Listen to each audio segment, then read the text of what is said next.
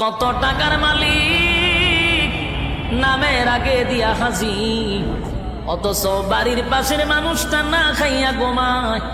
একবার খাইলে আর একবার খেতে পারে না। একটা বারো হাজি সাহেব খবরটা নিল না, কিন্তু লম্বা তসবিহ লইয়া সুবহানাল্লাহ জপে। বছরটা হইতেই 2 বার উমরা মারে। আল্লাহ বলে, বান্দারে মক্কায় গিয়া নাম পালাইছো হাজি, দেশ আইয়া তুই আগের মতো ফাজি। তোর মতো হাজির কোনো দরকার নাই। আমার বন্দা না খাইয়া ঘুমায়, এমন হাজি আল্লাহর কাছে তার কোনো গ্রহণযোগ্যতা নাই।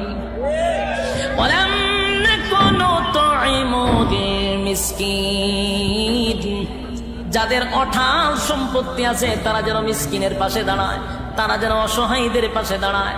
অসহায়ীদের পাশেও যদি না দাঁড়ান, জাহান্নামে যাওয়ার এটা কয় নাম্বার কারণ?